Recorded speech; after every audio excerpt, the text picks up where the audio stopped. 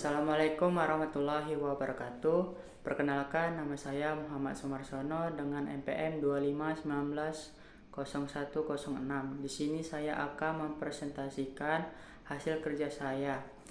Bab 1. Pendidikan jasmani di sekolah dasar. 1. Pengertian pendidikan jasmani. Pada perintisnya, semua makhluk hidup yang ada di muka bumi ini memiliki roh dan raga yang tidak bisa terlepaskan. Jika dikaitkan dengan dunia pendidikan, tidak lain satu-satunya dari semua mata pelajaran yang ada di sekolah adalah mata pelajaran penjasoker atau disebut juga pendidikan jasmani. Kendati demikian, definisi pendidikan jasmani adalah pendidikan melalui aktivitas jasmani atau gerak dengan berfastifikasi dalam aktivitas fisik.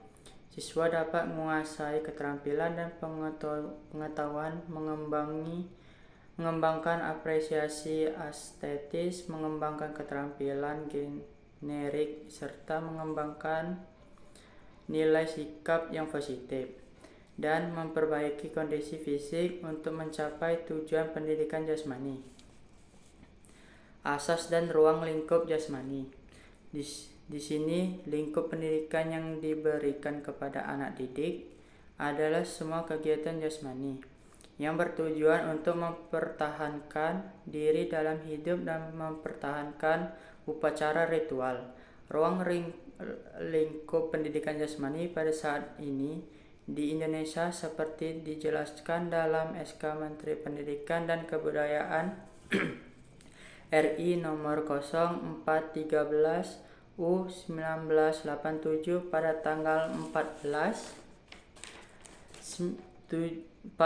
Juli 1987 menyebutkan bahwa tidak berat pelaksanaan pendidikan jasmani di SD adalah senam, di SLTP dan SLTA adalah atletik dengan disebutnya kedua cabang olahraga tersebut sebagai titik berat. Bukan berarti cabang olahraga lain diabaikan. B. Tujuan pendidikan jasmani. Tujuan penurutan tujuan pendidikan jasmani tersebut pada dasarnya bermuara pada pengertian pendidikan jasmani. Jasmani itu sendiri, artinya cakupan pendidikan jasmani tidak hanya terfokus pada aspek fisik saja, melainkan juga aspek mental, emosi, sosial, dan spiritual. Secara umum, tujuan pendidikan jasmani dapat diklarifikasikan ke dalam 4 kategori, yaitu perkembangan fisik. Dapat disimpulkan bahwa tujuan pendidikan jasmani adalah mengembangkan sikap positif, jujur, disiplin, tanggung jawab, kerjasama, percaya diri, dan demokratis. C. Pendidikan sekolah dasar. Pendidikan adalah upaya untuk mengembangkan potensi anak atau peserta didik ke arah pencapaian kedewasaan. Bab 2. Proses pembelajaran. Lingkup sangat penting dalam berpengaruh terhadap perkembangan proses anak dalam belajar, sehingga seorang guru penjas memiliki konsep-konsep yang harus diterapkan di dalam proses belajar mengajar. Evaluasi dan proses pembelajaran juga sangat penting setelah guru melakukan tugasnya dalam mengajar. 1. Lingkup formal adalah lingkup tempat berkumpulnya individu satu dengan individu lainnya di sebuah tempat belajar atau sekolah. 2. Lingkungan non-formal adalah lingkungan atau tempat berkumpulnya individu satu dengan lainnya dalam satu keluarga. 3. Lingkungan formal adalah lingkungan atau tempat berkumpulnya individu satu dengan individu lainnya dalam suatu lingkungan, baik dalam lingkungan desa ataupun dengan desa lainnya. A. Faktor pembelajaran. Pengertian belajar. Belajar mengandung pengertian terjadinya perubahan persepsi dan perilaku, termasuk perbaikan perilaku. Belajar adalah sebuah proses yang kompleks yang di dalamnya terkandung beberapa aspek menurut Samsudin. Aspek tersebut adalah: 1. Bertambahnya jumlah pengetahuan. 2. Adanya kemampuan mengingat dan memproduksi. 3. Adanya penerapan pengetahuan. 4. Menyimpulkan makna. 5. Menafsirkan dan mengelola dengan realitas, dan adanya perubahan sebagai pribadi. B. Kesiapan guru mengajar PENJAS di sekolah dasar. 1. Konsep dasar mengajar. Mengajar adalah menyampaikan pengetahuan pada anak didik. Menurut pengetahuan ini, pertujuan belajar dari siswa itu hanya sekedar ingin mendapatkan atau menguasai pengetahuan. Salah satunya, keterampilan yang harus dimiliki guru dalam mengajar telah kemampuan untuk mengajar secara bervariasi, sehingga murid-murid dapat karakteristik yang berbeda-beda dapat mengikuti pembelajaran dengan baik. Pengalaman belajar seseorang sangat erat kaitannya dengan gaya belajar,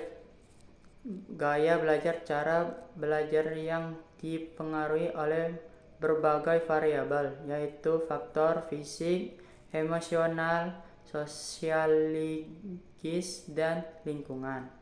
Bab 3. Kemampuan belajar gerak. A. Konsep dasar belajar gerak. Tujuan akhir dari pembelajaran gerak adalah kemampuan penguasaan keterampilan. Belajar gerak pada umumnya bertujuan untuk dapat tahap gerak yang paling sempurna, dan tentunya hal tersebut tidak akan tercapai dengan cara instan, karena untuk mencapai gerakan yang sempurna dibutuhkan suatu rangkaian atau urutan gerak yang teratur, cepat, tepat, dan lancar. B. Tahapan gerak.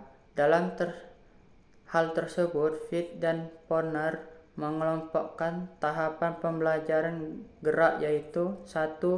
Tahap kognitif. 2. Tahap asosiatif. 3. Tahap otomatisasi. 1. Tahap kognitif. Pada tahap ini, guru pertama kali yang harus dilakukan adalah memberikan informasi untuk menanamkan konsep-konsep tentang apa yang akan dipelajari oleh siswa dengan baik dan benar. 2. Tahap asosiatif. Pada tahap ini, siswa akan mulai mempraktekkan gerak sesuai konsep-konsep yang telah mereka ketahui dan pahami sebelumnya. 3. Tahap otomatif. Siswa telah memasuki tahap gerak otomatif, artinya siswa dapat merespons secara cepat dan tepat terhadap apa yang ditugaskan oleh guru untuk dilakukan. Tanda-tanda keterampilan gerak telah memasuki tahapan otomatis adalah bila seorang siswa dapat mengerjakan tugas gerak tanpa berpikir lagi terhadap apa yang akan sedang dilakukan dengan hasil yang baik dan benar. C. Gerak lokomotor. Gerak lokomotor adalah gerak berpindah tempat dari satu tempat lainnya seperti melompat, berjalan, dan berlari. D. Gerak non-lokomotor. Gerak non-lokomotor adalah gerak yang berporos pada sumbu di bagian tubuh tertentu, memutar lengan, menggayun kaki, dan memutar togok. E. Gerak manipulatif. Sedangkan gerak manipulatif adalah gerak memainkan objek tertentu dengan menggunakan bagian tubuh tertentu. Dengan menggunakan bagian tubuh tertentu, seperti memainkan bola dengan tangan, kaki, atau bagian tubuh lainnya. F. Tujuan belajar gerak. Belajar gerak memiliki tujuan untuk mengembangkan berbagai keterampilan gerak secara efektif dan efisien. Kemampuan motorik adalah kapasitas penampilan dengan melakukan suatu gerak. Bab 4. Perkembangan anak usia sekolah dasar. A. Dasar-dasar perkembangan anak. Anak pada usia sekolah mempunyai potensi yang sangat besar untuk mengoptimalkan segala aspek perkembangannya, termasuk perkembangan motorik. B. Ciri khas anak usia SD. Ciri-ciri pada masa kelas rendah 6-10 tahun. 1. Adanya korelasi positif yang tinggi antara keadaan jasmani dengan prestasi. 2. Tunduk kepada peraturan-peraturan permainan tradisional. 3. Adanya kecenderungan memuji diri sendiri. 4. Membandingkan dirinya dengan anak lain. 5. Apabila tidak dapat menyelesaikan suatu soal, maka soal itu dianggap tidak penting. 6. Pada masa ini, terutama usia 6-8 tahun, anak menghendaki nilai angka raport yang baik, tanpa mengingat apakah prestasi memang pantas diberikan nilai baik atau tidak. 7. Hal yang bersifat konkret lebih mudah dipahami ketimbang yang abstrak.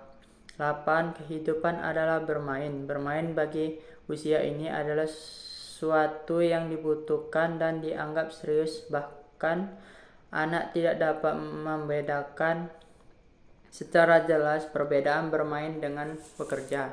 9. Kemampuan mengingat atau memori dan berbahasa berkembang sangat cepat dan mengagumkan. C. Perkembangan anak usia SD dan implementasinya terhadap pendidikan. Perkembangan fisik motorik ini ditandai hal-hal sebagai berikut. 1. Pertumbuhan anak pesat, lengan dan kaki panjang, tungkai lurus, kemudian menjadi gemuk. 2. Gigi bungsu berganti gigi tetap. 3. Penuh energi. 4. Masih senang berlari. Sementara itu, implikasi pada perkembangan ini adalah sebagai berikut. 1. Perlu makan yang bergizi. 2. Perlu melatih fisik anak.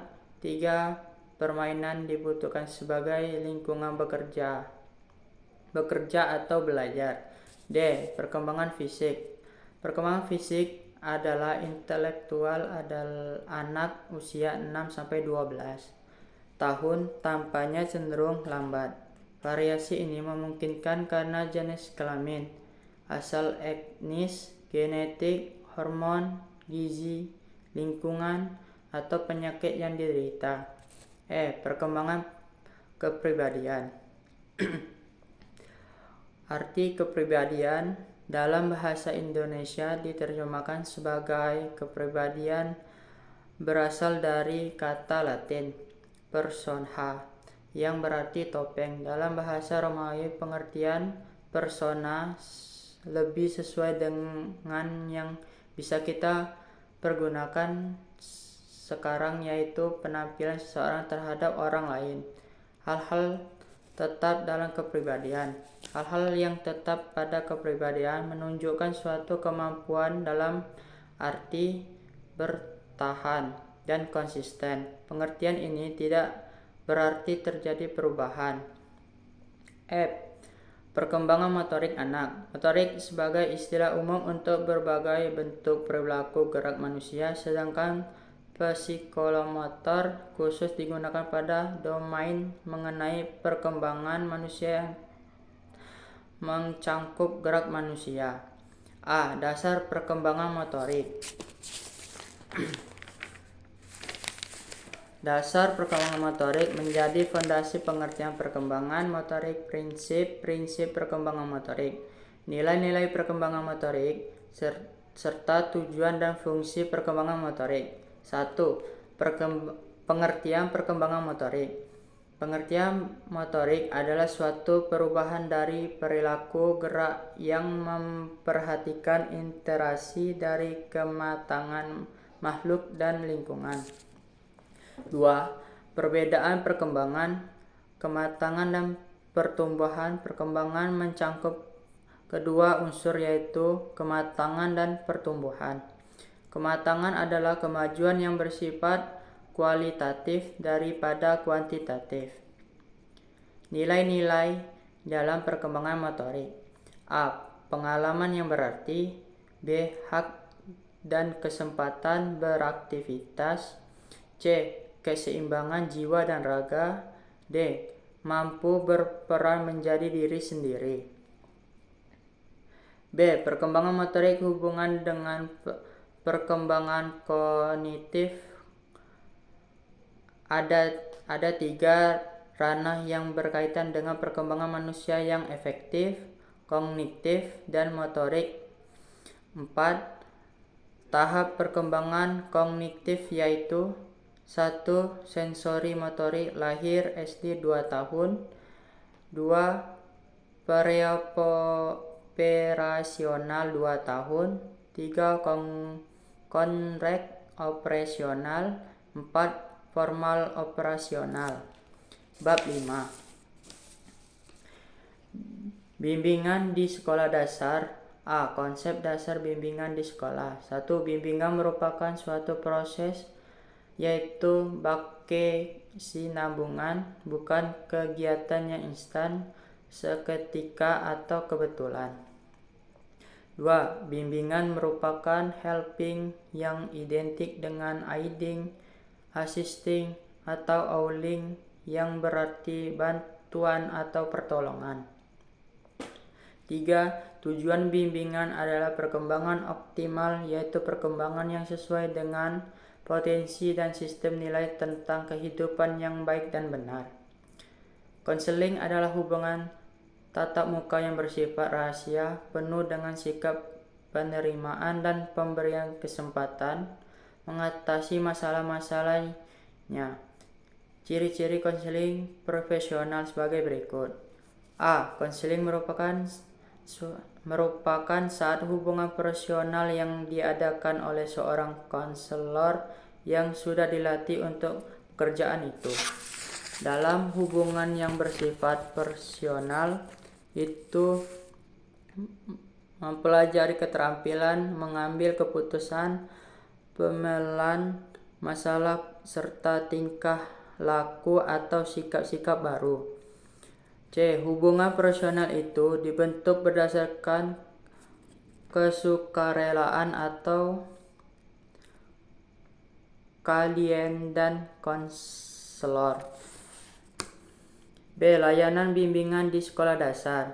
C. Kesulitan dalam perencanaan bimbingan. Kesulitan yang berhubungan dengan perencanaan dan pemilihan jenis kerja setelah selesai mengikuti pelajaran di sekolah dasar.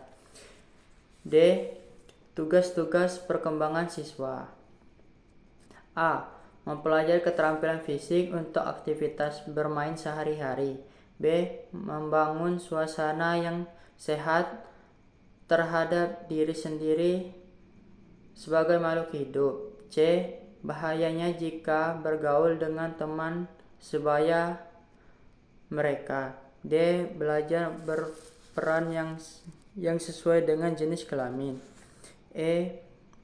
Belajar keterampilan dalam membaca, menulis, dan berhitung pada awal umur sekolah. E. Pola organisasi membimbing di sekolah. Kata organisasi berasal dari istilah Latin organum, yang dapat berarti alat sebagai anggota atau badan. Pengertian organisasi sebagai suatu sistem usaha kerja dalam kelompok orang yang mencapai tujuan bersama. Organisasi dalam bimbingan dan konseling merupakan kegiatan pengaturan atau pengelolaan program bimbingan dan konseling agar berjalan dengan sebaik mungkin. Bab 6. Pendidikan jasmani dalam karakteristik. Manusia sebagai makhluk hidup terdiri atas jasmani dan rohani, satu sama lain berkaitan erat yang saling mempengaruhi. A. Karakteristik peserta didik usia sekolah dasar. Karakteristik yang menonjol pada usia sekolah dasar adalah senang bermain, selalu bergerak. Karakteristik Anak usia SD. Sujihat Saumedan Nana Soya 2006. 1. Senang bermain. 2. Senang bergerak. 3. Senangnya bekerja sama kooperatif. Mulai pergaulan dengan kelompok sebaya, anak dapat belajar aspek-aspek penting dalam proses sosialis, seperti belajar memahami aturan-aturan kelompok, belajar setia kawan, belajar tidak tergantung pada orang dewasa di sekelilingnya, mempelajari perilaku yang dapat diterima oleh lingkungannya, belajar menerima tanggung jawab. 4. Melakukan sesuatu secara langsung. Sebagai contohnya, anak akan memahami tentang arah mata angin dengan cara membawa anaknya langsung keluar kelas, kemudian menunjukkan langsung setiap arah angin, bahkan dengan sedikit mengunjurkan lidah akan diketahui secara persis dari arah mana angin saat itu bertiup. B. Aktivitas pendidikan jasmani bagi murid SD. Para murid melakukan kegiatan pendidikan jasmani yaitu dalam bentuk aktivitas cabang olahraga. A. Bermain bola besar. B. Bermain bola kecil. C. Permainan yang bersifat lomba, menumbuhkan kebanggaan dalam saingan yang sehat seperti lomba lari jarak pendek dan lompat jauh. D. Mengukur kemampuan diri sendiri. C.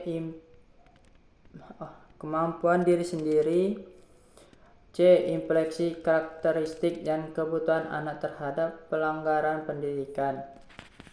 Seperti yang telah disampaikan, bahwa karakteristik pertama anak SD adalah senang bermain.